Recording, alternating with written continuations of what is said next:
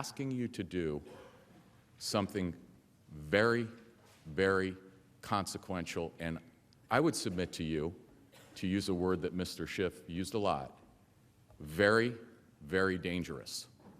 And that's the second point that I'd ask you to keep in mind today. They're asking you not only to overturn the results of the last election, but as I've said before, they're asking you to remove President Trump from the ballot in an election that's occurring in approximately 9 months. They're asking you to tear up all of the ballots across this country on your own initiative. Take that decision away from the American people. And I don't think they spent 1 minute of their 24 hours talking to you about the consequences of that for our country. Not 1 minute. They didn't tell you what that would mean for our country today, this year, and forever into our future. They're asking you to do something that no Senate has ever done. And they're asking you to do it with no evidence.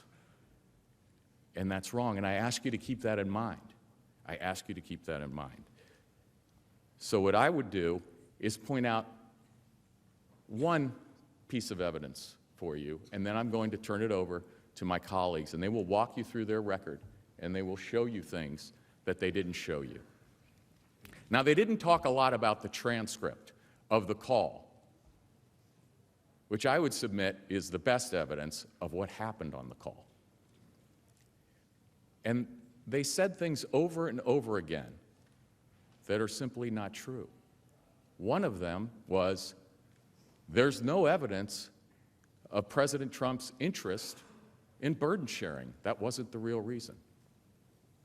But they didn't tell you that burden sharing was discussed in the call, in the transcript of the call.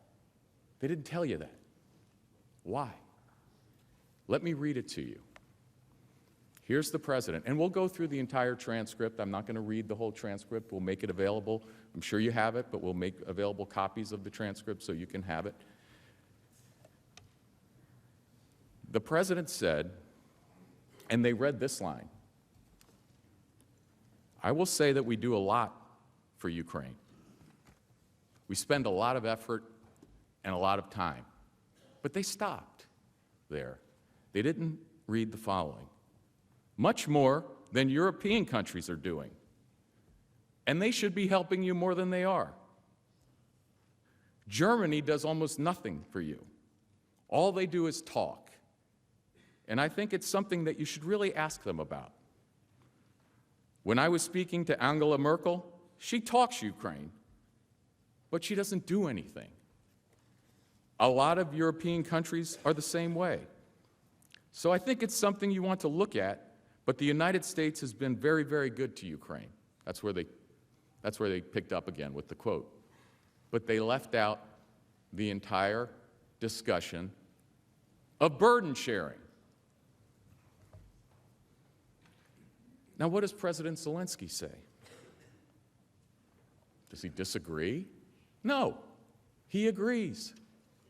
They didn't tell you this. They didn't tell you this. Didn't have time in 24 hours to tell you this. Yes, you are absolutely right. Not only 100%, but actually 100%. And I can tell you the following. I did talk to Angela Merkel, and I did meet with her. And I also met and talked with Macron. And I told them that they are not doing quite as much as they need to be doing on the issues with the sanctions. They are not enforcing the sanctions. They are not working as much as they should work for Ukraine. It turns out that even though logically the European Union should be our biggest partner, but technically the United States is a much bigger partner than the European Union. And I'm very grateful to you for that, because the United States is doing quite a lot for Ukraine.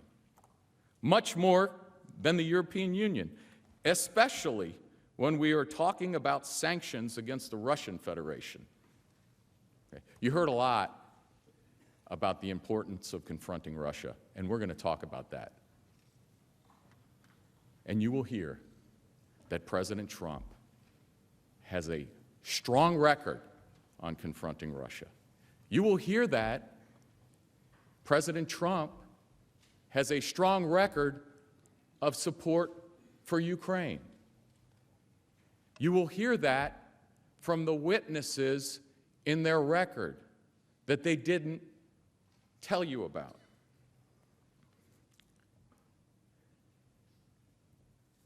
So that's one very important example. They come here to the Senate and they ask you, remove a president, tear up the ballots in all of your states, and they don't bother to read the key evidence of the discussion of burden sharing that's in the call itself. Now, that's emblematic of their entire presentation.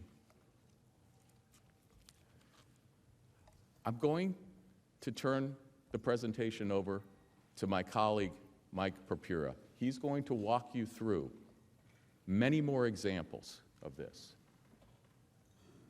And with each example, ask yourself, why am I just hearing about this now, after 24 hours of sitting through arguments? Why? And the reason is, we can talk about the process, we will talk about the law, but today we are going to confront them on the merits of their argument. Now, they have the burden of proof.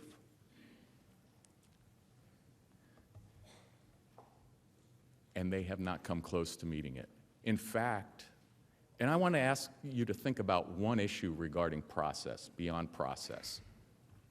If you were really interested in finding out the truth, why would you run a process the way they ran?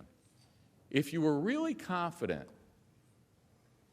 in your position on the facts, why would you lock everybody out of it from the president's side? Why would you do that? We will talk about the process arguments, but the process arguments also are compelling evidence on the merits, because it's evidence that they themselves don't believe in the facts of their case. And the fact that they came here for 24 hours and hid evidence from you is further evidence that they don't really believe in the facts of their case. That this is, for all their talk about election interference, that they're here to perpetrate the most massive interference in an election in American history, and we can't allow that to happen. It would violate our Constitution. It would violate our history. It would violate our obligations to the future. And most importantly, it would violate the sacred trust that the American people have placed in you and have placed in them. The American people decide elections. They have one coming up in 9 months. So we will be very efficient. We will begin our presentation today. We will show you a lot of evidence that they should have showed you, and we will finish efficiently and quickly so that we can all go have an election. Thank you, and I yield to my colleague, Michael Propura.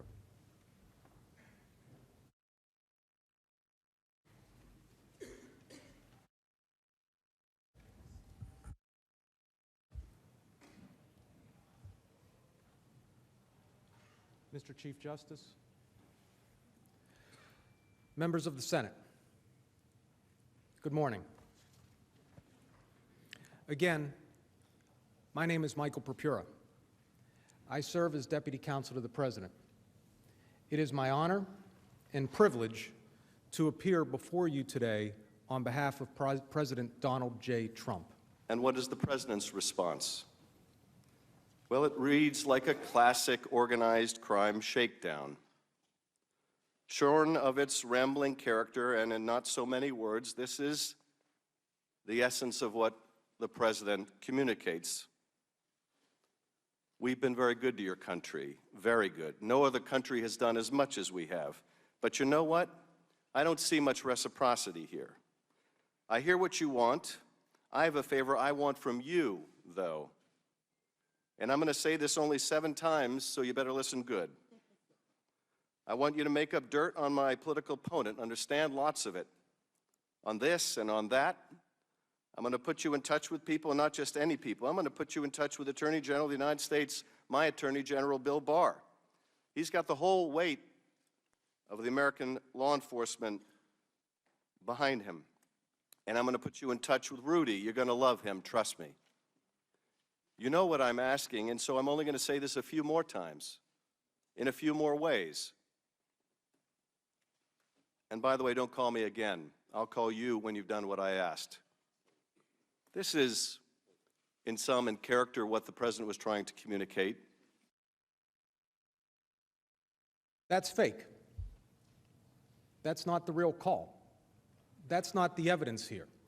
That's not the transcript that Mr. Cipollone just referenced. And we can shrug it off and say we were making light or a joke, but that was in a hearing in the United States House of Representatives discussing the removal of the President of the United States from office. There are very few things, if any, that can be as grave and as serious. Let's stick with the evidence. Let's talk about the facts and the evidence in this case. The most important piece of evidence we have in the case, and before you, is the one that we began with nearly 4 months ago, the actual transcript of the July 25, 2019 telephone call between President Trump and President Zelenskyy. The real transcript. If that were the only evidence we had, it would be enough to show that the Democrats' entire theory is completely unfounded. But the transcript is far from the only evidence demonstrating that the President did nothing wrong.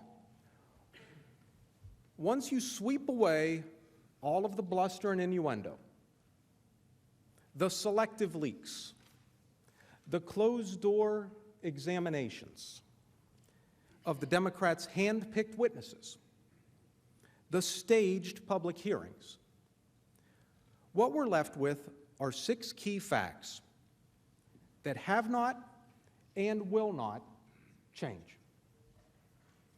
First, the transcript shows that the President did not condition either security assistance or a meeting on anything. The paused security assistance funds aren't even mentioned on the call. Second, President Zelenskyy and other Ukrainian officials have repeatedly said that there was no quid pro quo and no pressure on them to review anything.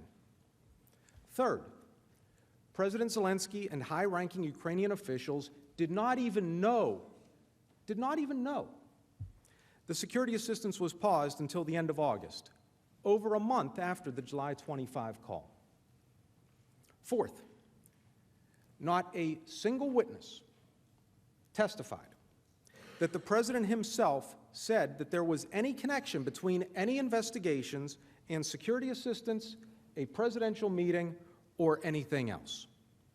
Fifth, the security assistance flowed on September 11, and a presidential meeting took place on September 25, without the Ukrainian government announcing any investigations. Finally, the Democrats' blind drive to impeach the President does not and cannot change the fact, as attested to by the Democrats' own witnesses, that President Trump has been a better friend and stronger supporter of Ukraine than his predecessor. Those are the facts. We plan to address some of them today and some of them next week. Each one of these 6 facts, standing alone, is enough to sink the Democrats' case. Combined, they establish what we've known since the beginning. The president did absolutely nothing wrong. The Democrats' allegation that the president engaged in a quid pro quo is unfounded and contrary to the facts. The truth is simple, and it's right before our eyes. The president was at all times acting in our national interest and pursuant to his oath of office. But before I dive in and speak further about the facts, let me mention something that my colleagues will discuss in greater detail. The facts that I'm about to discuss today are the Democrats' facts. This is important because the House managers spoke to you for a very long time, over 21 hours, and have repeatedly claimed to you that their case is, and their evidence is overwhelming and uncontested. It's not. I'm going to share a number of facts with you this morning that the House managers didn't share with you during more than 21 hours. I'll ask you, as Mr. Cipollone already mentioned, that when you hear me say something that the House managers didn't present to you, ask yourself, why didn't they tell me that? Is that something I would have liked to have known? Why am I hearing it for the first time from the president's lawyers? It's not because they didn't have enough time, that's for sure. They only showed you a very selective part of the record, their record. And they, remember this, they have the very heavy burden of proof before you. The president is forced to mount a defense in this chamber against a record that the Democrats developed.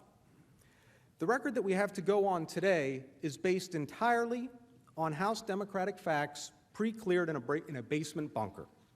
Not mostly, entirely. Yet even those facts absolutely exonerate the president. Let's start with the transcript. The president did not link security assistance to any investigations on the July 25 call. Let's step back. On July 25, President Trump called President Zelenskyy. This was their second phone call. Both were congratulatory. On April 21st, President Trump called to congratulate President Zelenskyy on winning the presidential election. On July 25, the president called because President Zelenskyy's party had just won a large number of seats in Parliament. On September 24, before Speaker Pelosi had any idea what President Trump and President Zelenskyy actually said on the July 25 call, she called for an impeachment inquiry into President Trump. In the interest of full transparency and to show that he had done nothing wrong, President Trump took the unprecedented step of declassifying the call transcript so that the American people could see for themselves exactly what the two presidents discussed. So, what did President Trump say to President Zelenskyy on the July 25 call? President Trump raised two issues. I'm going to be speaking about those two issues a fair amount this morning. They're the two issues that go to the core of how President Trump approaches foreign aid. When it comes to sending U.S. taxpayer money overseas, the president is focused on burden sharing and corruption. First, the president, rightly, had real concerns about whether European and other countries were contributing their fair share to ensuring Ukraine's security. Second, corruption. Since the fall of the Soviet Union, Ukraine has suffered from one of the worst environments for corruption in the world. A parade of witnesses testified in the House about the pervasive corruption in Ukraine and how it is in America's foreign policy and national security interests to help Ukraine combat corruption. Turning to the call, right off the bat, President Trump mentioned burden sharing to President Zelenskyy. President Trump told President Zelenskyy that Germany does almost nothing for you, and a lot of European countries are the same way. President Trump specifically mentioned speaking to Angela Merkel of Germany, whom he said talks Ukraine, but she doesn't do anything. President Zelenskyy agreed. You are absolutely right. He said that he spoke with the leaders of Germany and France and told them that they are not doing quite as much as they need to be doing. So right at the beginning of the call, President Trump was talking about burden sharing. President Trump then turned to corruption in the form of foreign interference in the 2016 presidential election.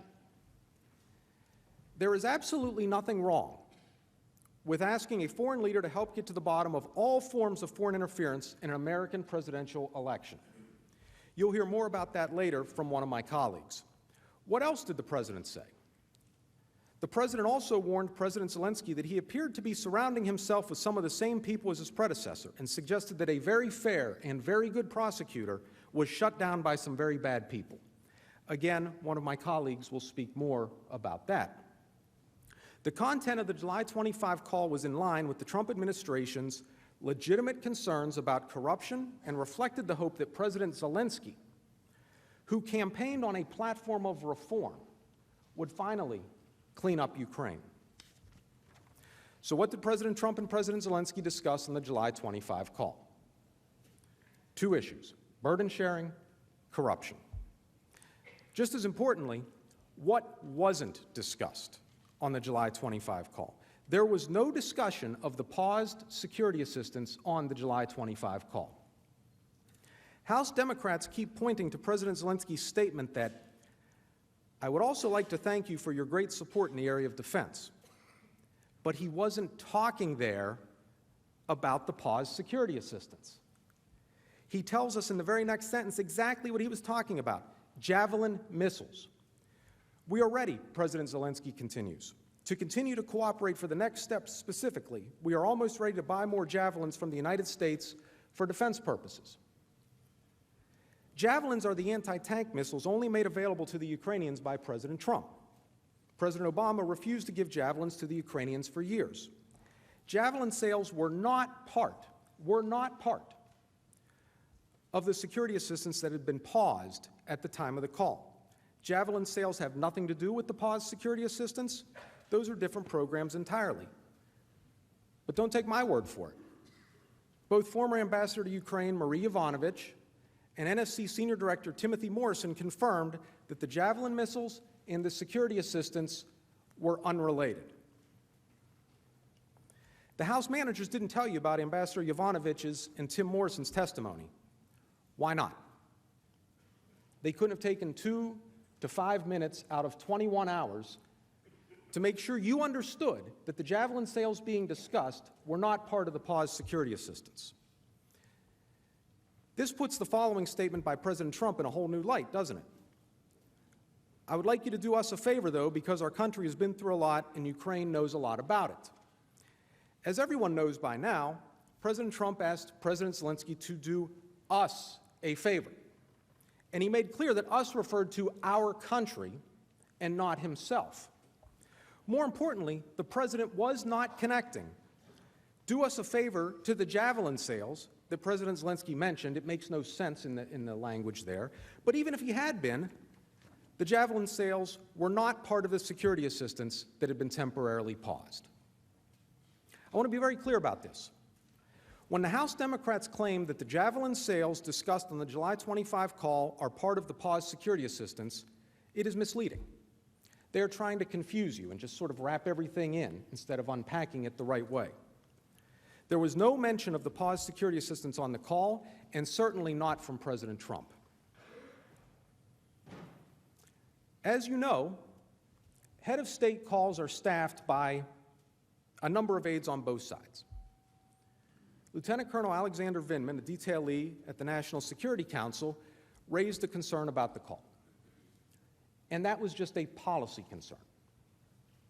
Lieutenant Colonel Vindman admitted that he did not know whether there was a crime or anything of that nature, but he had deep policy concerns. Policy concerns. So there you have it. But the president sets the foreign policy. In a democracy such as ours, the elected leaders make foreign policy, while the unelected staff, such as Lieutenant Colonel Vindman, implement the policy. Other witnesses were on the July 25 call and had very different reactions than that of Lieutenant Colonel Vindman. Lieutenant General Keith Kellogg, National Security Advisor to the Vice President, former acting National Security Advisor, and a long-serving and highly decorated veteran, attended the call. According to General Kellogg, I was on the much-reported July 25 call between President Donald Trump and President Zelenskyy. As an exceedingly proud member of the Trump administration, of President Trump's administration, and as a 34-year, highly experienced combat veteran who retired with the rank of Lieutenant General in the Army, I heard nothing wrong or improper on the call. I had and have no concerns. The House managers said that other witnesses were also troubled by the July 25 call and identified those witnesses as Jennifer Williams and Tim Morrison. Jennifer Williams, who works for Lieutenant General Kellogg, now claims that she has concerns about the call. You heard that from the House managers. They were very careful in the way they worded that. What they didn't tell you is that Ms. Williams was so troubled at the time of the call that she told exactly 0 people of her concern. She told no one for 2 months following the call. Not one person. Ms. Williams didn't raise any concerns about the call when it took place, not with Lieutenant General Kellogg, not with counsel, not with anyone. Ms. Williams waited to announce her concerns until Speaker Pelosi publicly announced her impeachment inquiry. The House managers didn't tell you that. Why not? Tim Morrison, who is Lieutenant Colonel Vindman's boss, was also on the call. Mr. Morrison reported the call to the National Security Council lawyers not because he was troubled by anything on the call, but because he was worried about leaks, and in his words, how it would play out in Washington's polarized environment. I want to be clear, Mr. Morrison testified, I was not concerned that anything illegal was discussed. Mr. Morrison further testified that there was nothing improper and nothing illegal about anything that was said on the call. In fact, Mr. Morrison repeatedly testified that he disagreed with Lieutenant Colonel Vindman's assessment that President Trump made demands of President Zelenskyy, or that he said anything improper at all. Here's Mr. Morrison. In that transcript, does the President not ask Zelenskyy to look into the Bidens? Mr. Chairman, I can only tell you what I was thinking at the time. That is not what I understood the President to be doing. Do you believe, in your opinion, that the President of the United States demanded that President Zelenskyy undertake these investigations? No, sir. And you didn't hear the President make a demand, did you? No, sir. Again, there were no demands from your perspective, Mr. Morrison. That is correct, sir. But is it fair to say that as you were listening to the call, you weren't thinking, wow, the president is bribing the president of Ukraine? That never crossed your mind? It did not, sir. Or that he was extorting the president of the Ukraine? It did not, sir. Or doing anything improper? Correct, sir.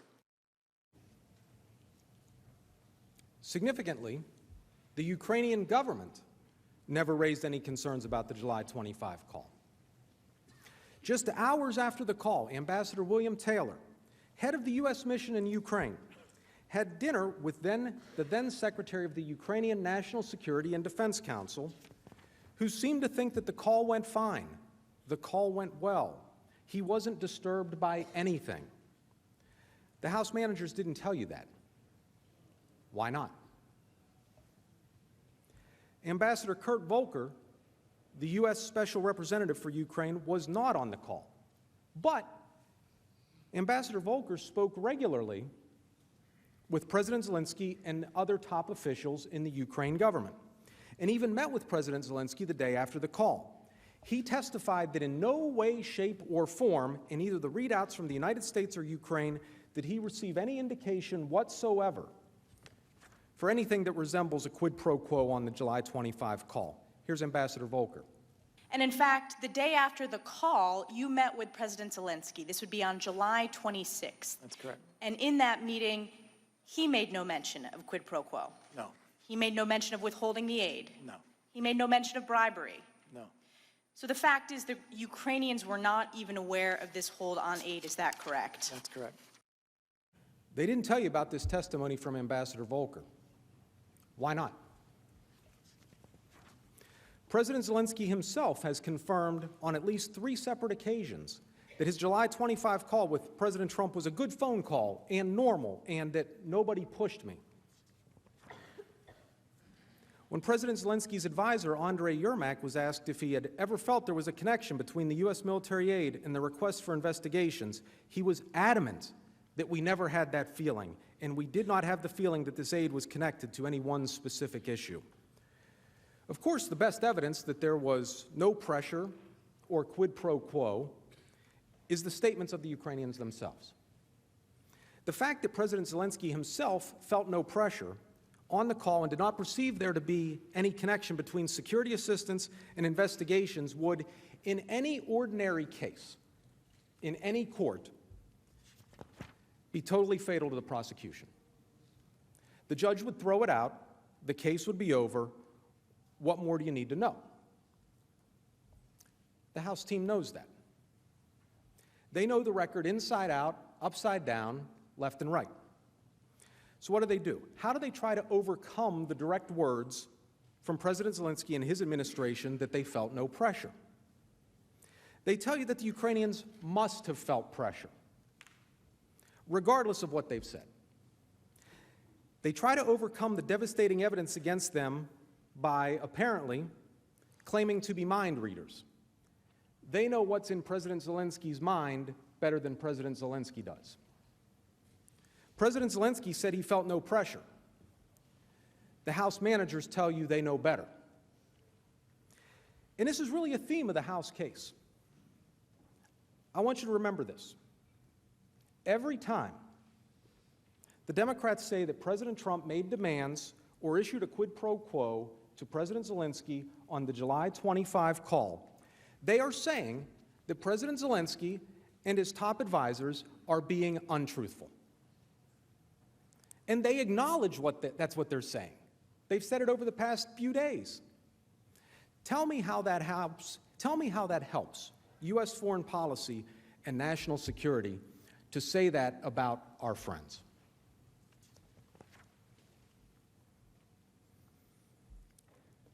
We know there was no quid pro quo on the call. We know that from the transcript. But the call is not the only evidence showing that there was no quid pro quo.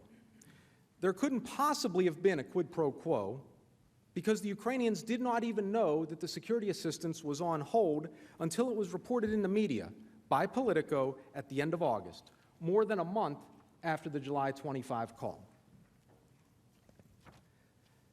Think about this.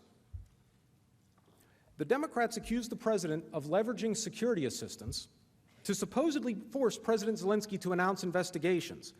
But how can that possibly be when the Ukrainians were not even aware that the security assistance was paused? There can't be a threat without the person knowing he's being threatened. There can't be a quid pro quo without the quo. Ambassador Volker testified that the Ukrainians did not know about the hold until reading about it in Politico. Ambassador Taylor and Tim Morrison both agreed. Deputy Assistant Secretary of State George Kent testified that no Ukrainian official contacted him about the paused security assistance until that first intense week in September. Let's hear from the four of them. I believe the Ukrainians became aware of the hold on August 29th and not before. That date is the first time any of them asked me about the hold by forwarding an article that had been published in Politico. It was only after August 29th, when the Politico article came out, that I got calls from several of the Ukrainian officials. You mentioned the August 28th Politico article. Was that the first time that you believe the Ukrainians may have had a real sense that the aid was on hold? Yes. Mr. Kent, had you had any Ukrainian official contacting you concerned about, when was the first time a Ukrainian official contacted you concerned about potential withholding of U.S. aid? It was after the article in Politico came out in that first intense week of September. That it wasn't until the Politico article that... That's correct. I received a text message from one of my Ukrainian counterparts on August 29th forwarding that article, and that's the first they raised it with me. The House managers didn't show you this testimony from any of these four witnesses. Why not? Why didn't they give you the context of this testimony? And think about this as well. If the Ukrainians had been aware of the review on security assistance, they of course would have said something.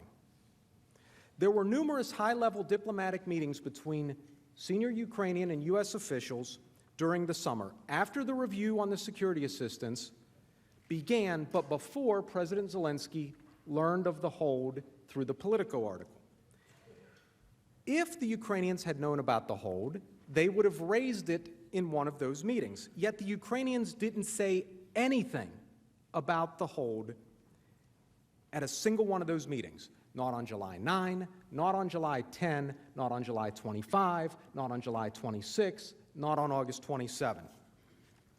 At none of those meetings, did the Ukrainians mention the pause on security assistance. Ambassador Volker testified that he was regularly in touch with the senior, highest-level officials in the Ukrainian government. And Ukrainian officials would confide things and would have asked if they had any questions about the aid. Nobody said a word to Ambassador Volker until the end of August. Then, within hours of the Politico article being published, Mr. Yermak texted Ambassador Volker with a link to the article and to ask about the report. In other words, as soon as the Ukrainians learned about the hold, they asked about it. Now, Mr. Schiff said something during the 21 hours or more than 21 hours that he and his team spoke that I actually agree with, which is when he talked about common sense. Many of us at the tables and in the room are former prosecutors at the state, federal, or military level. Prosecutors talk a lot about common sense. Common sense comes into play right here. The top Ukrainian officials said nothing at all to their U.S. counterparts during all of these meetings about the pause on security assistance. But then, boom, soon as the Politico article comes out, suddenly, in that first intense week of September, in George Kent's words, security assistance was all they wanted to talk about. What must we conclude if we're using our common sense? That they didn't know about the pause until the Politico article on August 28th. No activity before, article comes out, flurry of activity. That's common sense, and it's absolutely fatal to the House manager's case. The House managers are aware that the Ukrainians' lack of knowledge on the hold is fatal to their case, and so they've desperately tried to muddy the water. The managers told you that Deputy Assistant Secretary of Defense Laura Cooper presented two emails that people on her staff received from people at the State Department regarding conversations with people at the Ukraine embassy that could have been about U.S. security assistance to Ukraine. What they did not tell you is that Ms. Cooper testified that she could not say for certain whether the emails were about the pause on security assistance. She couldn't say one way or the other. She also testified that she didn't want to speculate about the meaning of the words in the emails. The House managers also didn't tell you, Ms. Cooper testified that I reviewed my calendar, and the only meeting where I can recall a Ukrainian official raising the issue of security assistance with me is on September 5th at the Ukrainian Independence Day celebration. The House managers didn't tell you that. The House managers also mentioned that one of Ambassador Volker's advisors, Catherine Croft, claimed that the Ukrainian embassy officials learned about the pause earlier than the Politico article. But when asked when she heard from the Ukraine embassy officials, Ms. Croft admitted that she can't remember those specifics and did not think that she took notes. Ms. Croft also did not remember when news of the hold became public. Remember, though, that Ambassador Volker, her boss, who was in regular contact with President Zelenskyy and the top Ukrainian aides, was very clear that I believe the Ukrainians became aware of the hold on August 29th and not before. This is all the House managers have, in contrast to the testimony of Volker, Taylor, Morrison, and Kent. The text from Yermak, the words of the high-ranking Ukrainians themselves, and the flurry of activity that began on August 28th. And that's the evidence that they want you to consider as a basis to remove the duly elected President of the United States. The bottom line is it is not possible for the brief security assistance review to have been used as leverage when President Zelenskyy and other top Ukrainian officials did not know about it. That's what you need to know. That's what the House managers didn't tell you. The House managers know how important this issue is. When we briefly mentioned it a few days ago, they told us we needed to check our facts. We did. We're right. President Zelenskyy and his top aides did not know about the pause on security assistance at the time of the July 25 call and did not know about it until August 28 when the Politico article was published. We know there was no quid pro quo on the July 25 call. We know the Ukrainians did not know that security assistance had been paused at the time of the call. There is simply no evidence anywhere that President Trump ever linked security assistance to any investigations. Most of the Democrats' witnesses have never spoken to the president at all, let alone about Ukraine security assistance. The two people in the House record who asked President Trump about whether there was any linkage between security assistance and investigations were told in no uncertain terms that there's no connection between the two. When Ambassador to the European Union Gordon Sondland asked the president in approximately the September 9 timeframe, the president told him, "I want nothing, I want nothing, I want no quid pro quo." Even earlier, on August 31, Senator Ron Johnson asked the president if there was any connection between security assistance and investigations. The president answered, "No way. I would never do that. Who told you that?" Two witnesses, Ambassador Taylor and Tim Morrison, said they came to believe security assistance was linked to investigations. But both witnesses based this belief entirely on what they heard from Ambassador Sondland before Ambassador Sondland spoke to the president. Neither Taylor nor Morrison ever spoke to the president about the matter. How did Ambassador Sondland come to believe that there was any connection between security assistance and investigations? Again, the House managers didn't tell you. Why not? In his public testimony, Ambassador Sondland used variations of the words assume, presume, guess, speculate, and belief over 30 times. Here are some examples. That was my presumption, my personal presumption. That was my belief. That was my presumption, yeah. Is that I right? said I presume that might have to be done in order to get the aid released. It was a presumption. I've been very clear as to when I was presuming, and I was presuming on the aid. It would be pure, guesswork on my part, speculation. I don't know. That was the problem, Mr. Goldman. No one told me directly that the aid was tied to anything. I was presuming it was. Didn't show you any of this testimony, not once during their 21-hour presentation. 21 hours, more than 21 hours. And they couldn't give you the context to evaluate Ambassador Sondland. All the Democrats have to support the alleged link between security assistance and investigations is Ambassador Sondland's assumptions and presumptions. We remember this exchange.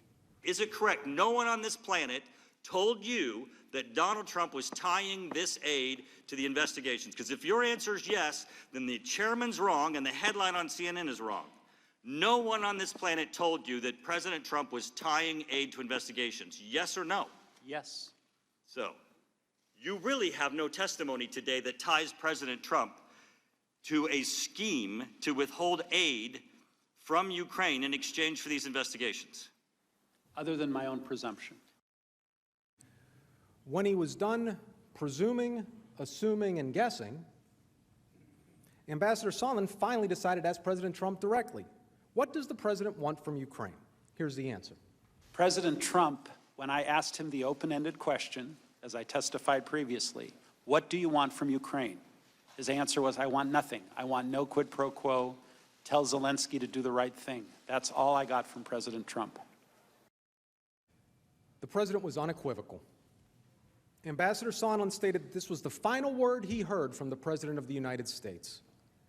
And once he learned this, he text messaged Ambassadors Taylor and Volker. The president has been crystal clear, no quid pro quos of any kind. If you are skeptical of Ambassador Sondland's testimony. It was corroborated by the statement of one of your colleagues, Senator Johnson. Senator Johnson also had heard from Ambassador Sondland that the security assistance might be linked to the investigations. So on August 31, Senator Johnson asked the president directly whether there was some kind of arrangement where Ukraine would take some action and the hold would be lifted. Again, President Trump's answer was crystal clear. No way. I would never do that. Who told you that?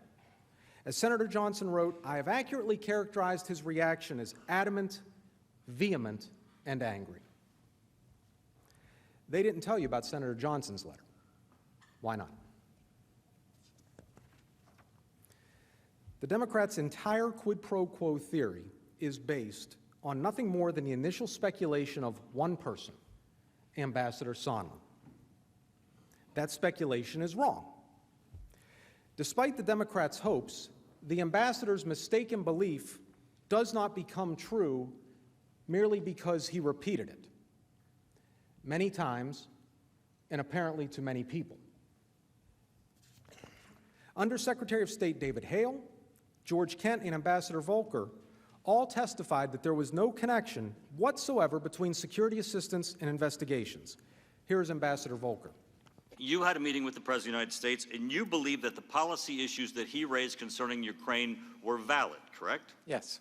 Did the President of the United States ever say to you that he was not going to allow aid for the United States to go to the Ukraine unless there were investigations into Burisma, the Bidens, or the 2016 elections? No, he did not.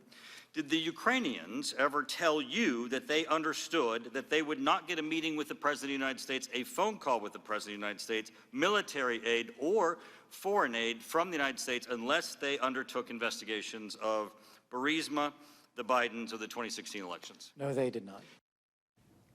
The House managers never told you any of this. Why not?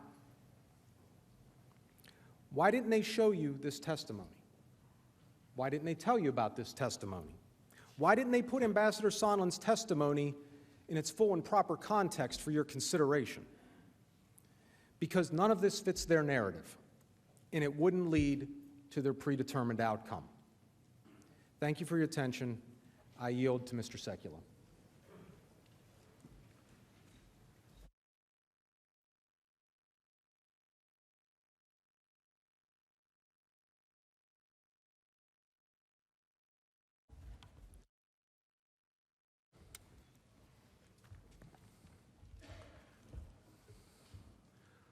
Mr. Chief Justice, Majority Leader McConnell, Democratic Leader Schumer, House managers, members of the Senate.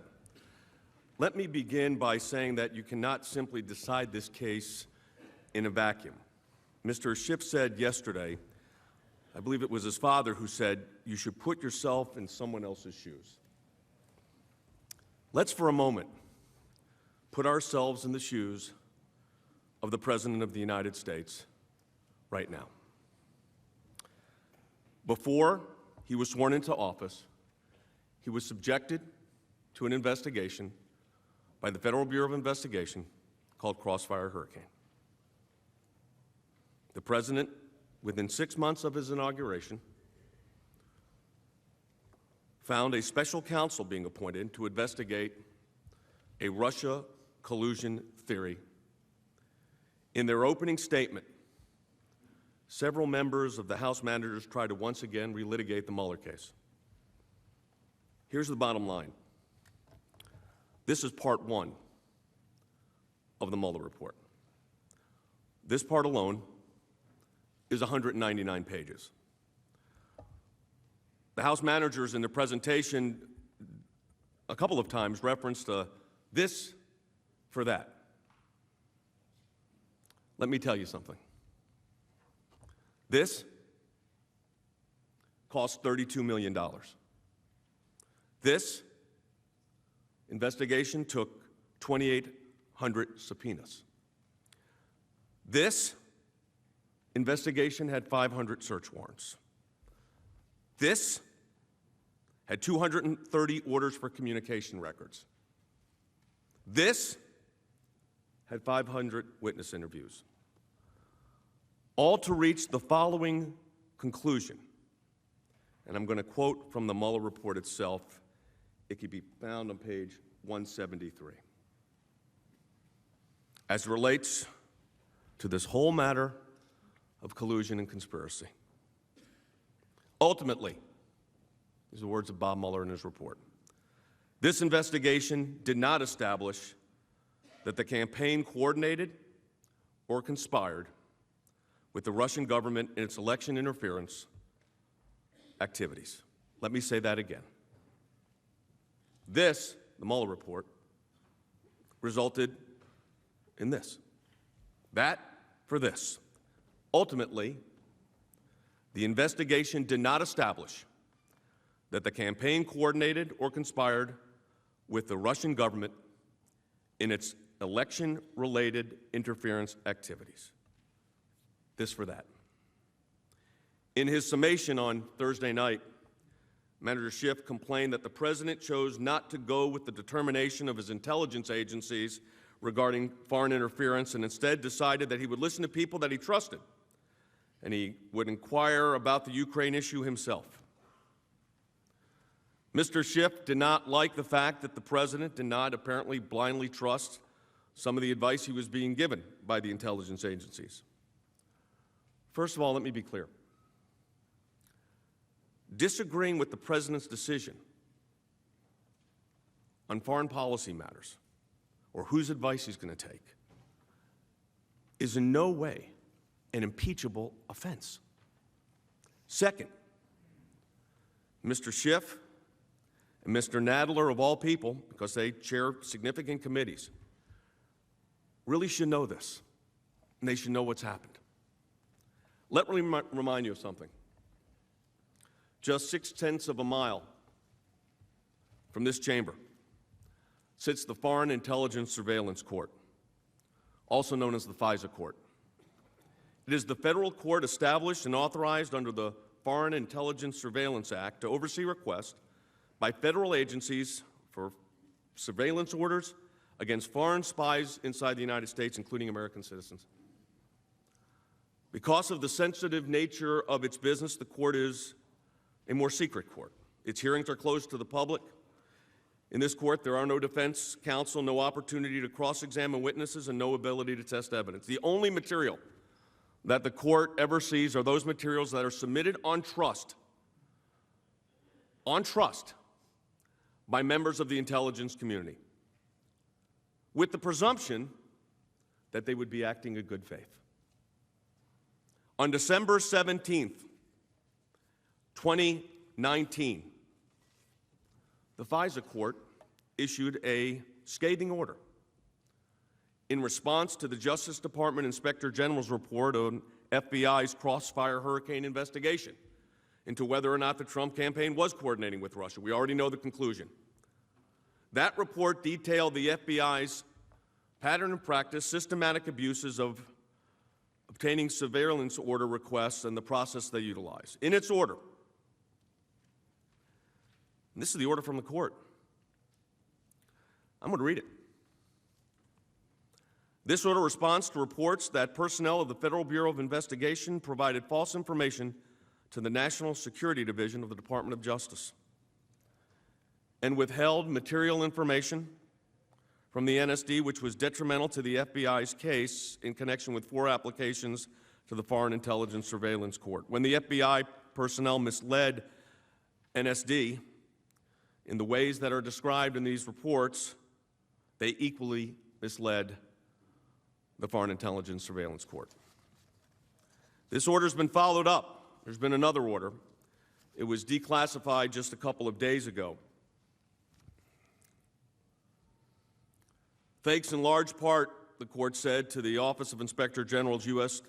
Department of Justice, the court has received notice of material misstatements and omissions in applications filed by the government in the above-captioned documents. DOJ assesses that with respect to the applications, and it lists 2 specific docket numbers, 17375 and 17679, if not earlier, there was insufficient predication to establish probable cause to believe that Carter Page was acting as an agent of a foreign power.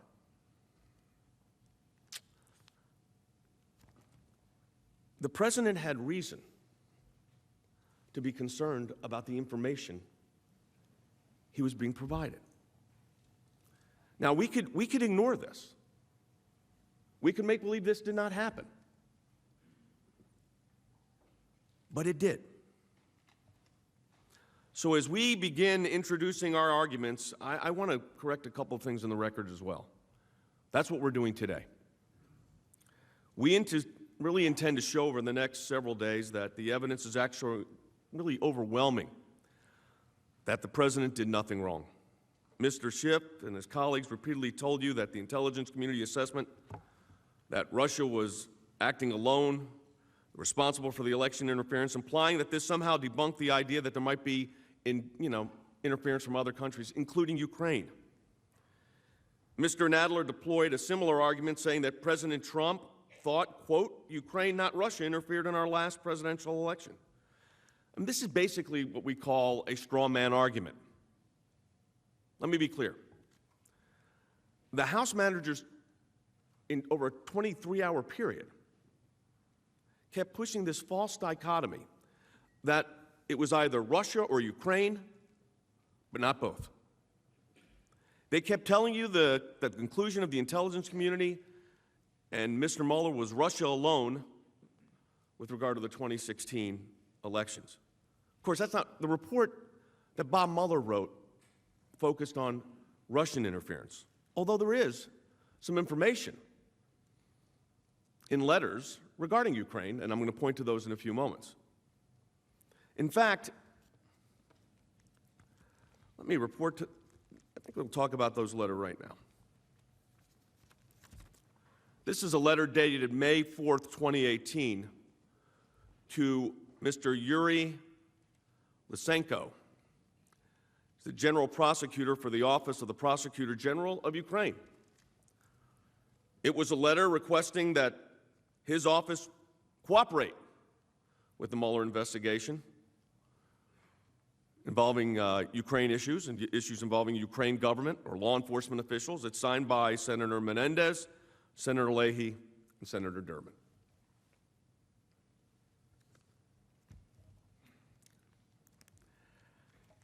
I'm doing this to put this in an entire perspective. House managers tried to tell you that the importance, remember the whole discussion, and my colleague, Mr. Purpura, talked about this, between President Zelenskyy and President Trump and the bilateral meeting in the Oval Office at the White House. As if an article of impeachment could be based upon a meeting not taking place in the White House, but taking place someplace else, like the United Nations General Assembly, where it in fact did take place.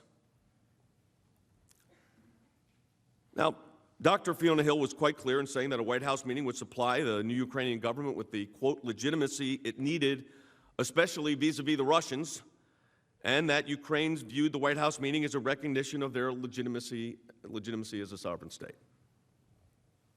But here's what they did not play. Here's what they did not tell you. And I'm going to quote from Dr. Hill's testimony on page 145 of her transcript. These are her words. This is what she said under oath. It wasn't always a White House meeting per se, but definitely a presidential level meeting. You know, a meeting with Zelenskyy and the president. I mean, it could have taken place in Poland, in Warsaw. It could have been, you know, a proper bilateral in some other context. But in other words, a White House level presidential meeting. That can be found on page 145. And contrary to what Manager Schiff and some of the other managers told you, is this meeting did in fact occur. It occurred at the UN General Assembly on September 25th, 2019. Those were the words of Dr. Hill that you did not hear.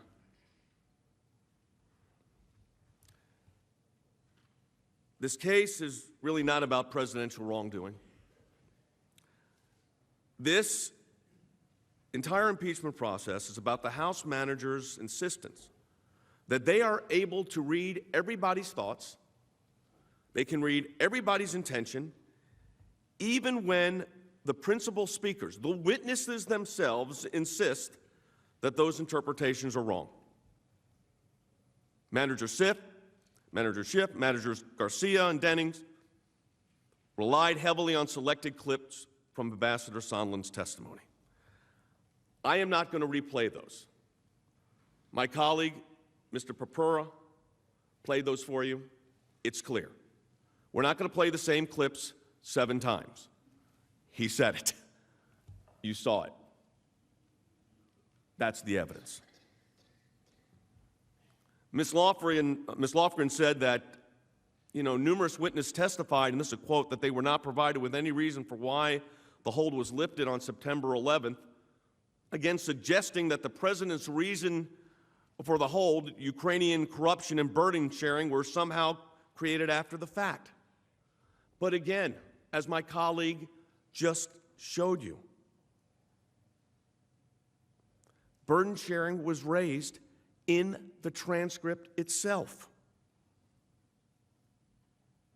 Mr. Schiff stated here that just like the implementation of the hold, President Trump provided no reason for the release. This also is wrong.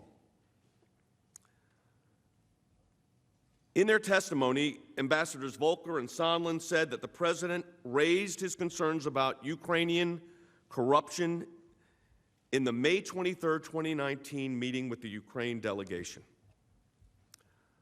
Deputy Defense Secretary Laura Kraft testified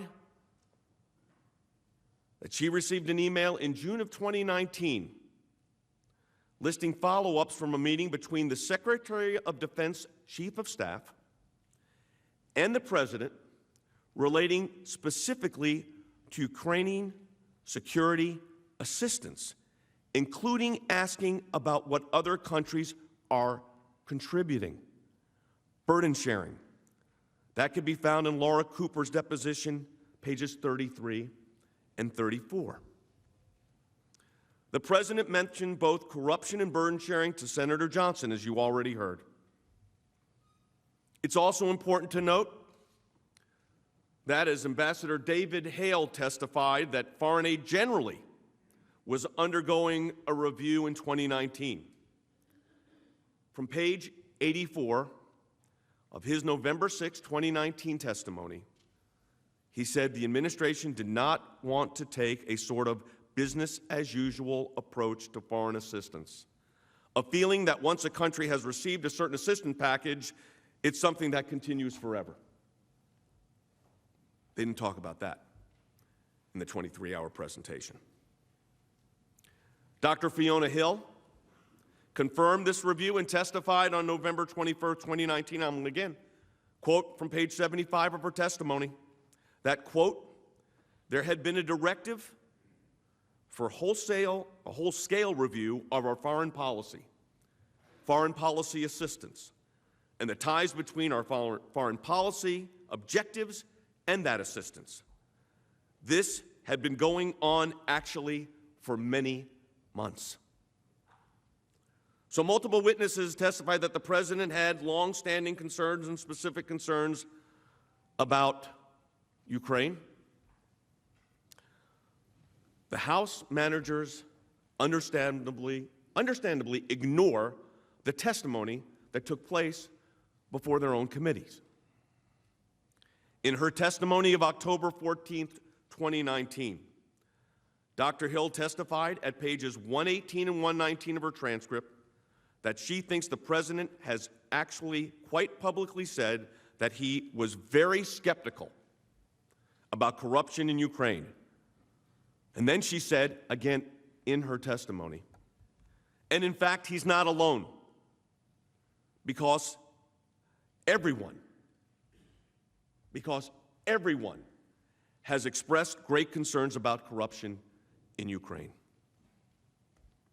Similarly, Ambassador Yovanovitch testified that they all had concerns about corruption in Ukraine, and as noted on pages 142 of her deposition transcript, when asked what she knew about the president's deep-rooted skepticism about Ukraine's business environment, she answered that President Trump delivered an anti-corruption message to former Ukrainian President Poroshenko in their first meeting in the White House on June 20th, 2017. NSC Senior Director Morrison confirmed on November 19, 2019, at page 63 in his testimony transcript that this was during the Volcker-Morrison public hearing, that he was aware that the president thought Ukraine had a corruption problem, his words again, and he continued, as did many others familiar with Ukraine. And according to her October 30th, 2019 testimony, the special advisor for Ukraine negotiations at the State Department, Catherine Croft, also heard the president raise the issue of corruption directly with then President Poroshenko of Ukraine during a bilateral meeting at the United Nations General Assembly, this time in September of 2017. Special advisor Croft testified she also understood the president's concerns that, quote, Ukraine is corrupt because she has been, this is her words, tasked to write a paper to help then NSA head McMaster's, General McMaster's, make the case to the president in connection with prior security assistance. These concerns were entirely justified. When asked, and again a quote from Dr. Hill's October 14, 29 hearing transcript. Certainly, these are her words, eliminating corruption in Ukraine was one of, if the central, goals of a foreign policy. Now, does anybody think that one election of one president that ran on a reform platform, who finally gets a majority in their legislative body, that corruption in Ukraine just evaporates? That's like looking at this, and goes back to the Mueller report. You can't look at these issues in a vacuum. Virtually every witness agreed that confronting corruption should be at the forefront of U.S. policy. Now, I think there's some other things we have to understand about timing. This, again, is according to the testimony of Tim Morrison. His testimony. And this is when President Zelenskyy was first elected. There was real, these are his words, concern about whether he would be a genuine reformer and whether he would generally try to root out corruption.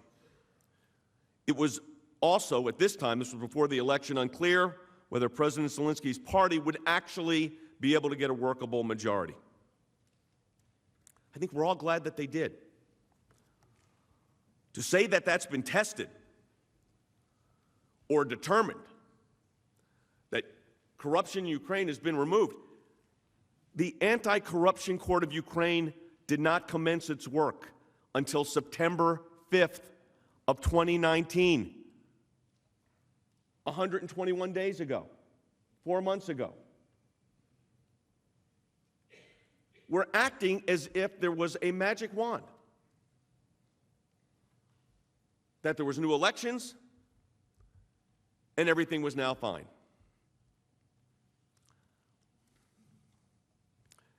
I will not, because we're going to hear more about it, get into some of the meetings the Vice President had. You'll hear that in the days ahead.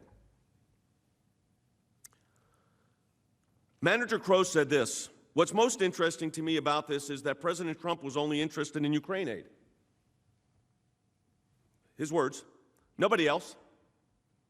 The U.S. provides aids to dozens of countries around the world, lots of partners and allies. He didn't ask about any of them, just Ukraine. I appreciate your service to our country. I really do. I didn't serve in the military, and I appreciate that. But let's get our facts straight. That is what Manager Crow said. Here's what actually happened. President Trump has placed holds on aid a number of times. It would just take basic due diligence to figure this out. In September 2019, the administration announced that it was withholding over $100 million in aid to Afghanistan over concerns about government corruption. In August 2019, President Trump announced that the administration and Seoul were in talks to substantially increase South Korea's share, burden sharing, of the expenses of U.S. military aid support for South Korea. In June, President Trump cut or paused over $550 million in foreign aid to El Salvador, Honduras, and Guatemala because those countries were not fairly sharing the burdens of preventing mass migration to the United States. In June, the administration temporarily paused $105 million in aid to Lebanon. The administration lifted that hold in December, with one official explaining that the administration continually reviews and thoroughly evaluates the effectiveness of all United States foreign assistance to ensure that funds go towards activities that further U.S. foreign policy and also further our national security interest, like any administration would. In September 2018, the administration canceled the $300 million in military aid to Pakistan because it was not meeting its counterterrorism obligations. You didn't hear about any of that from my Democratic colleagues, the House managers. None of that was discussed. Undersecretary Hale, again, his transcript, said that, quote, aid has been withheld from several countries across the globe for various reasons. Dr. Hill similarly explained that there was a freeze put on all kinds of aid. Also, freeze was put on assistance because it was in the process at the time of an awful lot of reviews going on foreign assistance.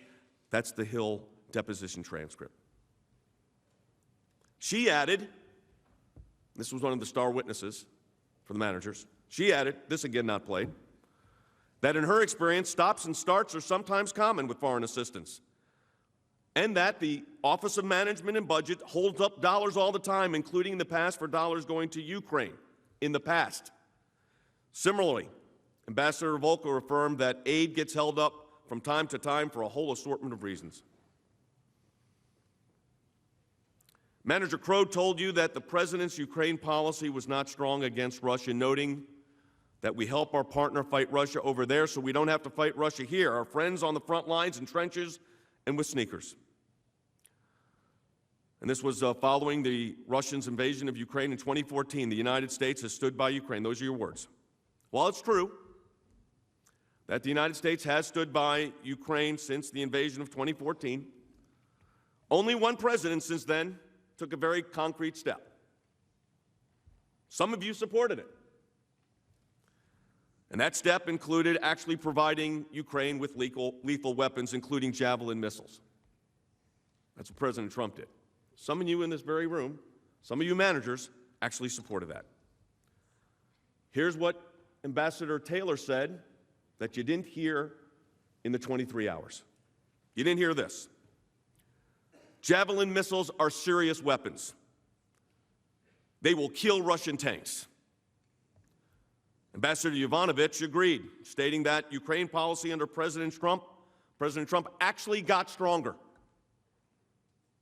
than it was under President Obama. There was talks about sanctions. President Trump has also imposed heavy sanctions on Russia for President Zelenskyy thanked him. The United States has imposed heavy sanctions on Russia. President Zelenskyy thanked him.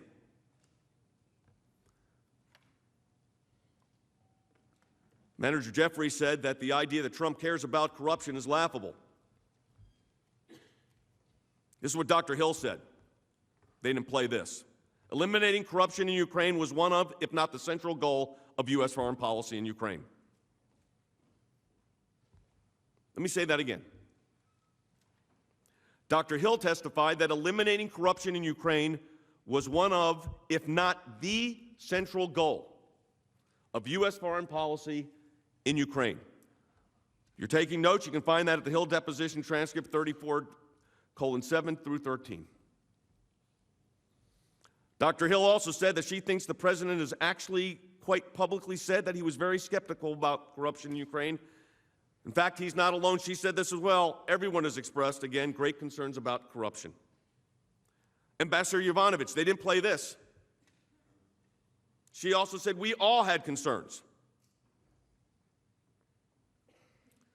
National Security Director Morrison confirmed that, quote, he was aware that the president thought Ukraine had a corruption problem, as did many other people familiar with it.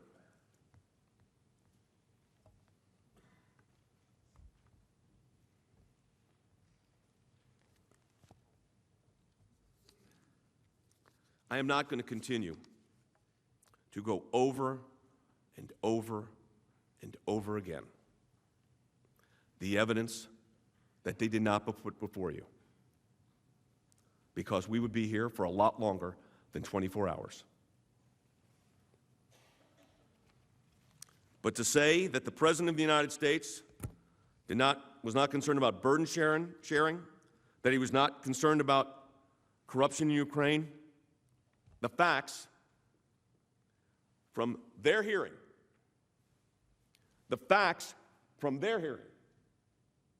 establish exactly the opposite. The president wasn't concerned about burden sharing. Read all of the records. And then there was Mr. Schiff saying yesterday, maybe we can learn a lot more from our Ukrainian ally. Let me read you what our Ukrainian ally said. President Zelenskyy, when asked about these allegations of quid pro quo, he said, I think you read everything. I think you read the text. He says, we had a good phone call. These are his words. It was normal. We spoke about many things. I think, and you read it, that nobody pushed me. They think you can read minds. I think you look at the words. I'm going to yield the balance of my time to my colleague, the Deputy White House Counsel, Pat Philbin. He's going to address two issues.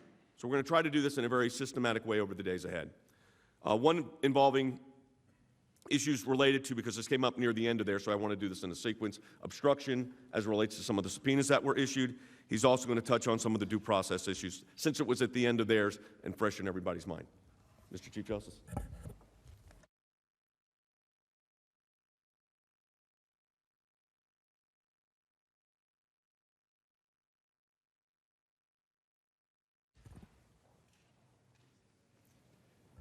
Mr. Chief Justice, Senators, Majority Leader McConnell, Democratic Leader Schumer, good morning. As Mr. Sekulow said, I'm going to touch on a couple of issues related to obstruction and due process.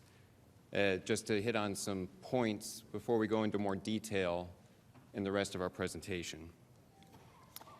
I'd like to start with one of the points that Manager Jeffries focused a lot on towards the end of the presentation yesterday, related to the obstruction charge in the second article of impeachment, because he tried to portray a picture of what he called blanket defiance, that there was a response from the Trump administration that was simply, we won't cooperate with anything, we won't give you any documents, we won't do anything, and it was blanket defiance really without explanation, that was all there was just an assertion that we wouldn't cooperate.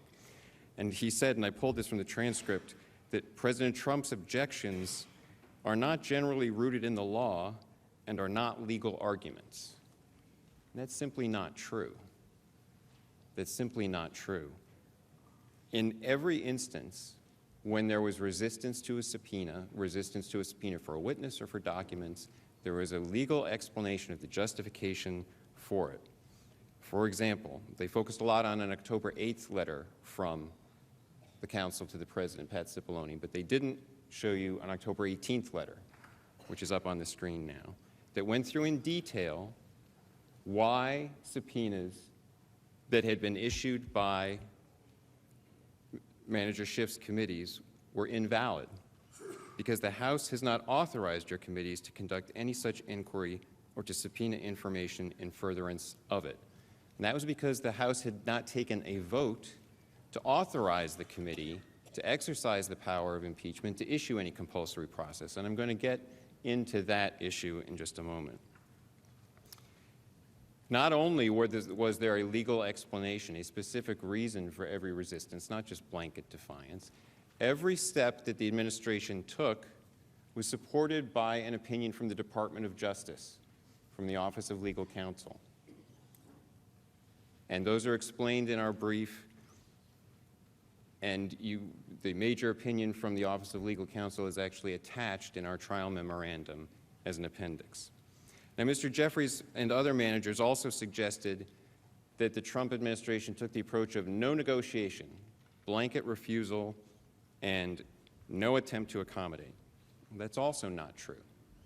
In the October 8th letter that Mr. Cipollone sent to Speaker Pelosi, it said explicitly, quote, "If the committees wish to return to the regular order of oversight requests, we stand ready to engage in that process as we have in the past, in a manner consistent with well-established bipartisan constitutional protections and a respect for the separation of powers enshrined in the Constitution," end quote. It was Manager Schiff and his committees that did not want to engage in any accommodation process. We had said that we were willing to explore that. The House managers have also asserted a number of times, this came up on that first long night when we were here until 2 as well, that the Trump administration never asserted executive privilege. Never asserted executive privilege. And I explained at the time, that's technically true, but misleading. Misleading because the rationale on which the subpoenas were resisted never depended on an assertion of executive privilege. Each of the rationales that we have offered, and I'll go into one of them today, that the House subpoenas were not authorized, does not depend on making that formal assertion of executive privilege. It's a different legal rationale. The subpoenas weren't authorized because there was no vote, or the subpoenas were to senior advisors to the president who are immune from congressional compulsion, or the subpoenas were forcing executive branch officials to testify without the presence of agency counsel, which is a separate legal infirmity, again supported by an opinion from the Office of Legal Counsel at the Department of Justice. But let me turn to the specific issue of the invalidity of the subpoenas because they weren't supported by a vote of the House authorizing Manager Schiff's committees to exercise the power of impeachment to issue compulsory process. Manager Jeffries said that there were no Supreme Court precedents suggesting such a requirement, and that every investigation into a presidential impeachment in history has begun without a vote from the House. And those statements simply aren't accurate. There is Supreme Court precedent explaining very clearly the principle that a committee of either House of Congress gets its authority only by a resolution from the parent body. United States versus Rumley and Watkins versus United States make this very clear. And it's common sense.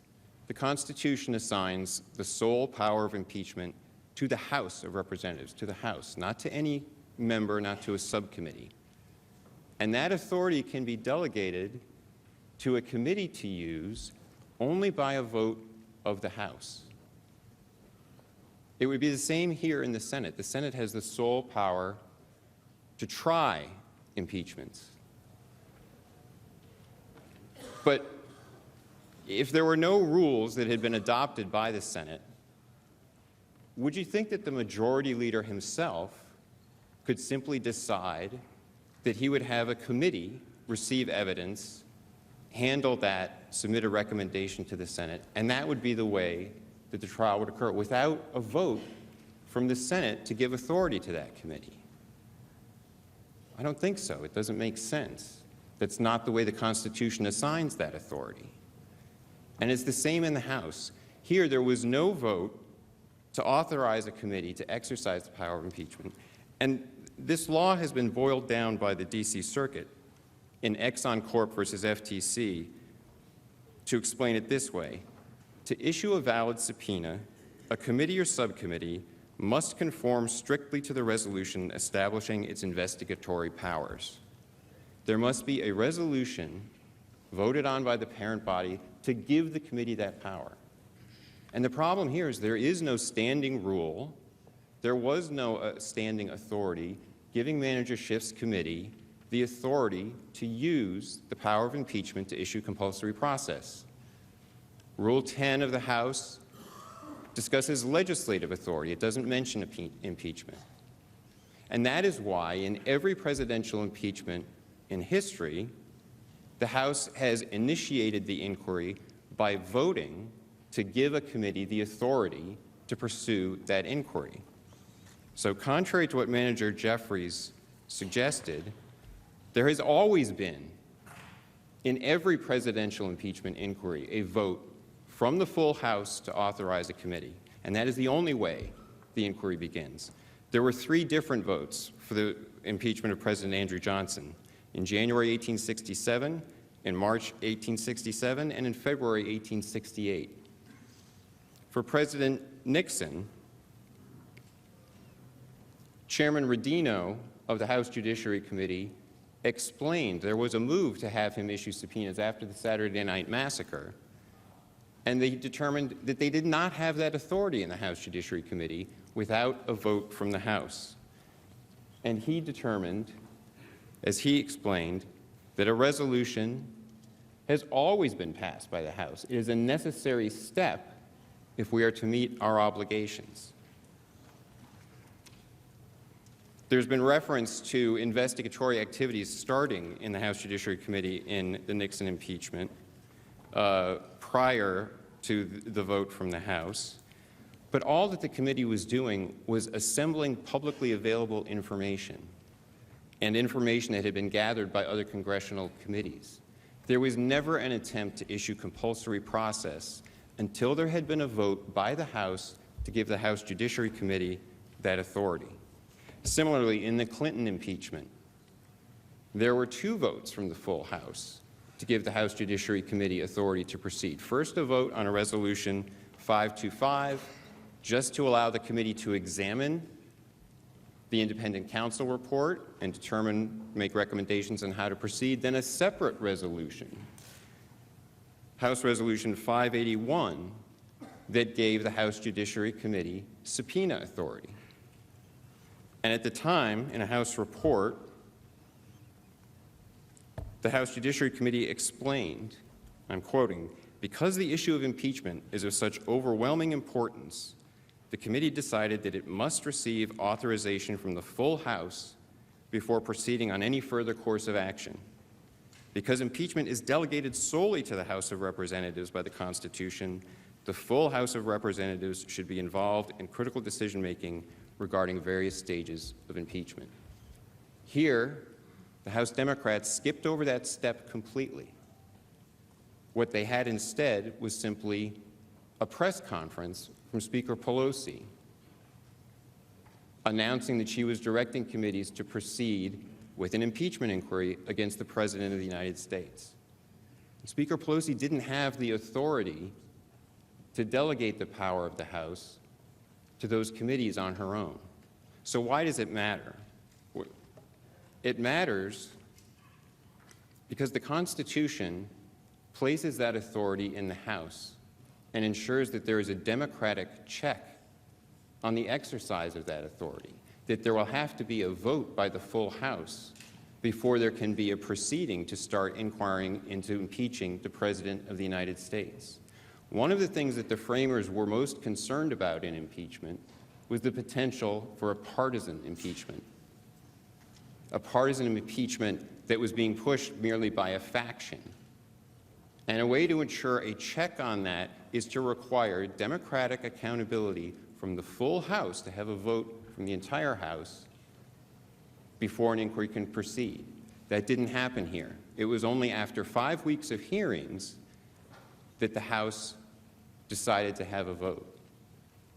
And what that meant at the outset was that all of the subpoenas that were issued under the law, the Supreme Court cases I discussed, all of those subpoenas were invalid. And that is what the Trump administration pointed out specifically to the House. That was the reason for not responding to them. Because under long-settled precedent, there had to be a vote from the House to give authority, and the administration would not respond to subpoenas that were invalid. Now, the next point I'd like to touch on briefly has to do with due process, because we've heard from the House managers that they offered the president due process at the House Judiciary Committee. And Manager Nadler described it as that he sent the president a letter, the president's counsel a letter, offering to allow the president to participate. And the president's counsel just refused, as if that was the only exchange, and there was just a blanket refusal to participate.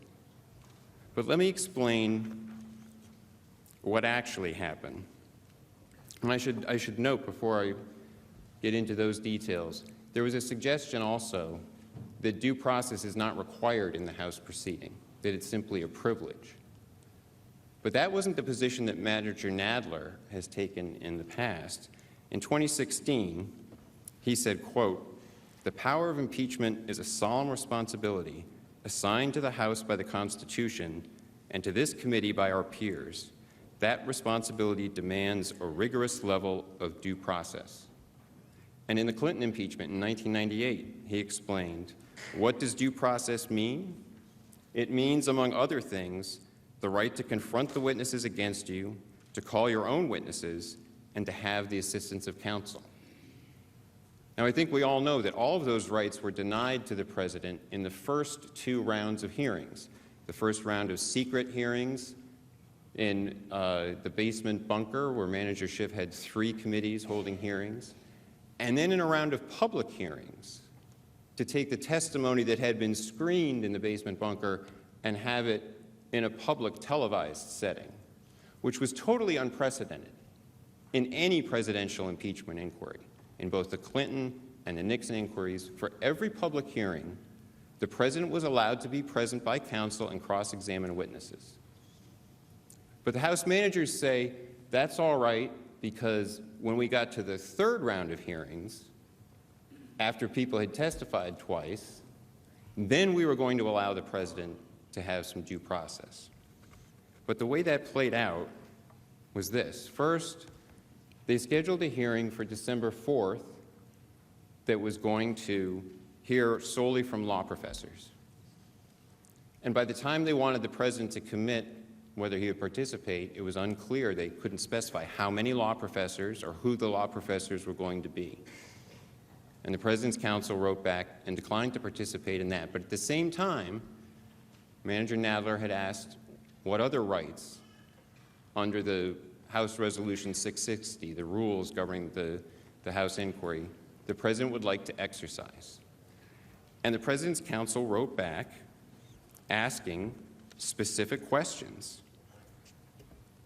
in order to be able to make an informed decision, and asked whether you intend to allow fact witnesses to be called, including the witnesses who had been requested by HPSI Ranking Member Nunes, whether you intend to allow members of the Judiciary Committee and the President's Counsel the right to cross-examine fact witnesses, and whether your Republican colleagues on the Judiciary Committee will be allowed to call witnesses of their choosing. And Manager Nadler didn't respond to that letter. There wasn't information provided. And we had discussions with the staff on the Judiciary Committee to try to find out what were the plans, what were the hearings going to be like. And the way the week played out, on December 4th, there was the hearing with the law professors, the first hearing before the Judiciary Committee. And on December 5th, the morning of December 5th, Speaker Pelosi announced the conclusion of the entire Judiciary Committee process, because she announced that she was directing Chairman Nadler to draft articles of impeachment. So the conclusion of the whole process was already set. Then, after the close of business on the 5th, we learned from the staff that the committee had no plans other than a hearing on December 9th to hear from staffers who had prepared HPSI committee reports. They had no plans to have other hearings, no plans to hear from fact witnesses, no plans to do any factual investigation. So the president was given a choice of participating in a process that was going to already have the outcome determined. The Speaker had already said articles of impeachment are going to be drafted, and where there were no plans to hear from any fact witnesses. That's not due process. And that's why the president declined to participate in that process, because the Judiciary Committee had already decided they were going to accept an ex parte record developed in Manager Schiff's process, and there was no point in participating in that. So the idea that there was due process offered to the president is simply not accurate. The entire proceedings in the House, from the time of the September 4th press conference until the Judiciary Committee began marking up articles of impeachment on December 11th, lasted 78 days. It's the fastest investigatory process for a presidential impeachment in history. And for 71 days of that process, for 71 days of the hearings and the taking of deposition and hearing testimony, the president was completely locked out. He couldn't be represented by counsel. He couldn't cross-examine witnesses. He couldn't present evidence. He couldn't present witnesses for 71 of the 78 days. That's not due process. And it goes to a point that Mr. Cipollone raised earlier. Why would you have a process like that? What does that tell you about the process? As we've pointed out a couple of times, cross-examination in our legal system is regarded as the greatest legal engine ever invented for the discovery of truth. It's essential. The Supreme Court has said in Goldberg versus Kelly, for any determination that's important, that requires determining facts, cross-examination has been one of the keys for due process. Why did they design a mechanism here where the president was locked out and denied the ability to cross-examine witnesses? It's because they weren't really interested in getting at the facts and the truth. They had a timetable to meet. They wanted to have impeachment done by Christmas, and that's what they were striving to do. Now, as a slight shift in gears, I want to touch on one last point before I yield to one of my colleagues, and that relates to the whistleblower. The whistleblower who we haven't heard that much about, who started all of this. The whistleblower, we know from a letter that the Inspector General of the intelligence community sent that he thought that the whistleblower had political bias. We don't know exactly what the political bias was because the Inspector General testified in the House committees in an executive session, and that transcript is still secret. It wasn't transmitted up to the House Judiciary Committee. We haven't seen it. We don't know what's in it. We don't know what he was asked and what he revealed about the whistleblower. Now, you would think that before going forward with an impeachment proceeding against the President of the United States, that you would want to find out something about the complainant that had started all of it. Because motivations, bias, reasons for wanting to bring this complaint could be relevant, but there wasn't any inquiry into that. Recent reports, public reports, suggest that potentially the whistleblower was an intelligence community staffer who worked with then Vice President Biden on Ukraine matters, which, if true, would suggest an even greater reason for wanting to know about potential bias or motive for the whistleblower. And at first, when things started, it seemed like everyone agreed that we should hear from the whistleblower, including Manager Schiff. I think we have what he said. But yes, we would love to talk directly with the whistleblower. We'll get the unfiltered testimony of that whistleblower. We don't need the whistleblower. What changed? At first, Manager Schiff agreed we should hear the unfiltered testimony from the whistleblower. But then he changed his mind. And he suggested that it was because now we had the transcript. But the second clip there was from September 29th, which was 4 days after the transcript had been released. But there was something else that came into play. And that was something that Manager Schiff had said earlier when he was asked about whether he had spoken to the whistleblower. We have not spoken directly with the whistleblower. We would like to. And it turned out that that statement was not truthful. Around October 2nd or 3rd, it was exposed that Manager Schiff's staff, at least, had spoken with the whistleblower before the whistleblower filed the complaint and potentially had given some guidance, some sort, to the whistleblower. And after that point, it became critical to shut down any inquiry into the whistleblower. And during the House hearings, of course, Manager Schiff was in charge.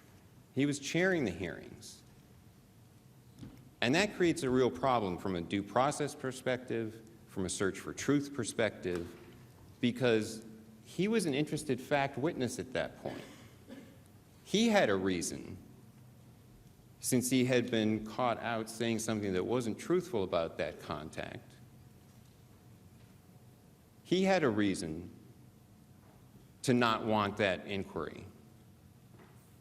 And it was he who ensured that there wasn't any inquiry into that. Now, this is relevant here, I think, because as you've heard from my colleagues, a lot of what we've heard over the past 23 hours, over the past 3 days, has been from Chairman Schiff.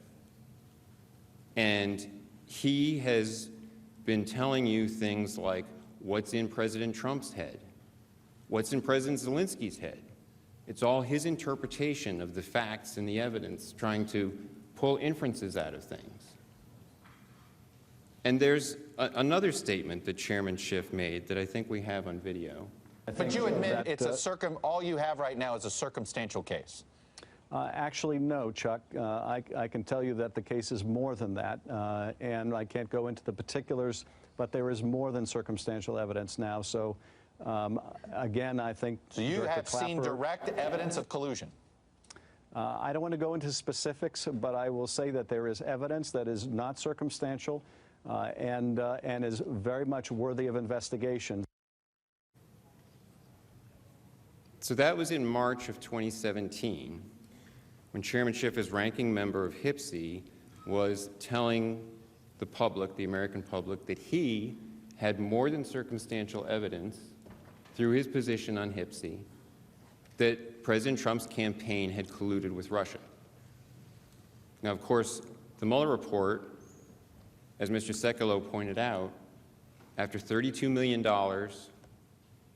and over 500 search warrants, or roughly 500 search warrants, determined that there was no collusion, that that wasn't true.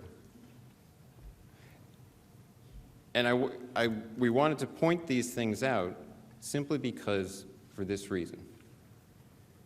Chairman Schiff has made so much of the House's case about the credibility of interpretations that the House managers want to place on not hard evidence, but on inferences. They want to tell you what President Trump thought.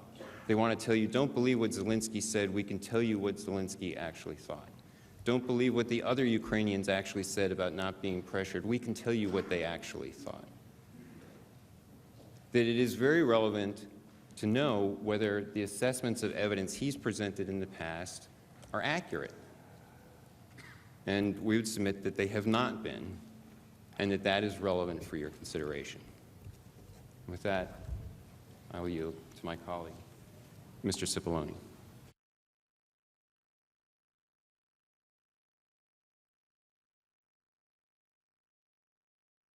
Mr. Chief Justice, members of the Senate, I have good news. Just a few more minutes from us today. But I want to point out a couple of points. Number one, just to follow up on what Mr. Philbin just told you. Do you know who else didn't show up in the Judiciary Committee to answer questions about his report in the way Ken Starr did in the Clinton impeachment? Ken Starr was subjected to cross-examination by the President's counsel. Do you know who didn't show up in the Judiciary Committee? Chairman Schiff. He did not show up. He did not give Chairman Nadler the respect of appearing before his committee and answering questions from his committee. He did send his staff, but why didn't he show up? Another good question you should think about. Now, they've come here today, and they basically said, let's cancel an election over a meeting with Ukraine.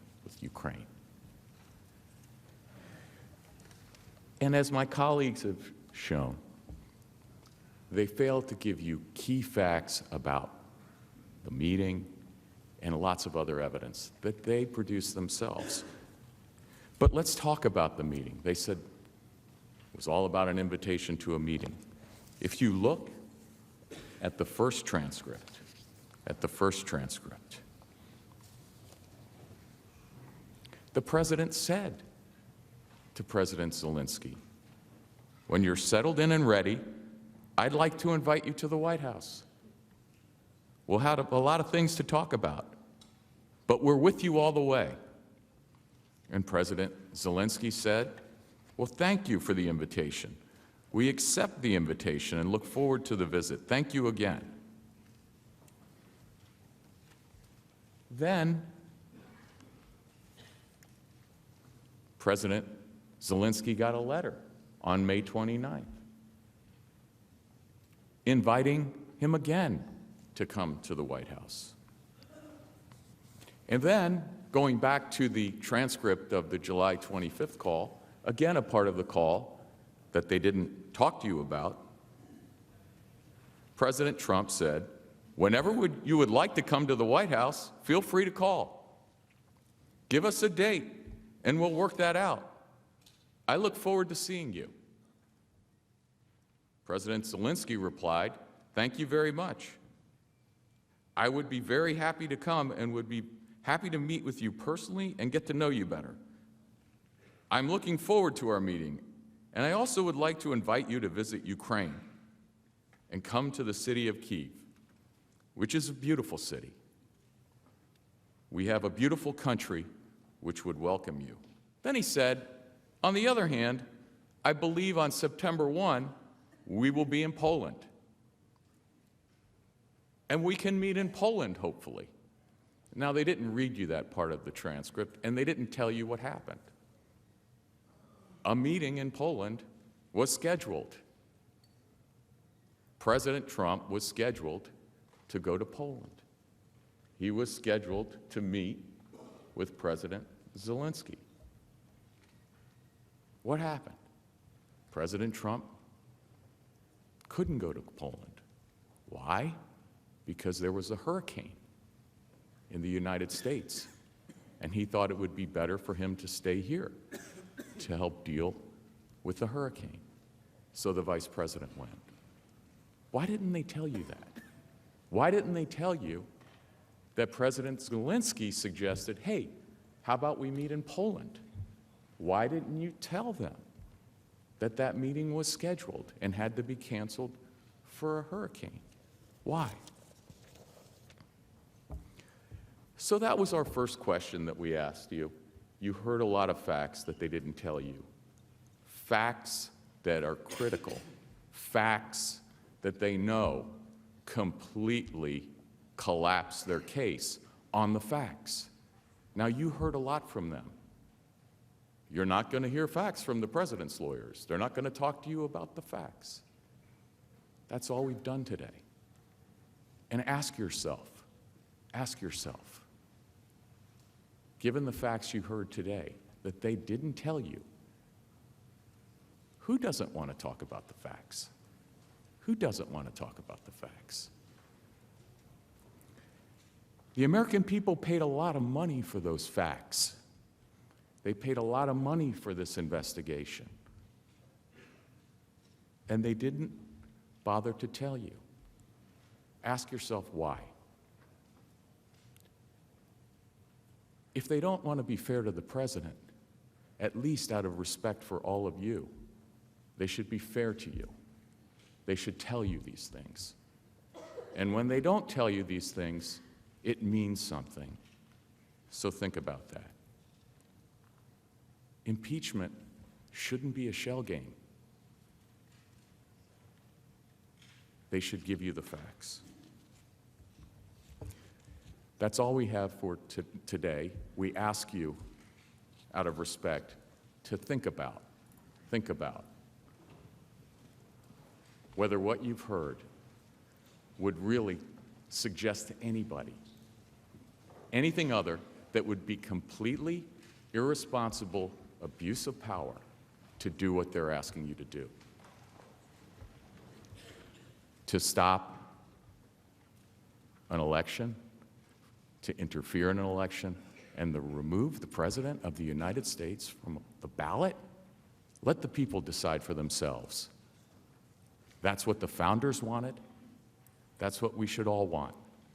And with that, I thank you for your attention, and I look forward to seeing you on Monday.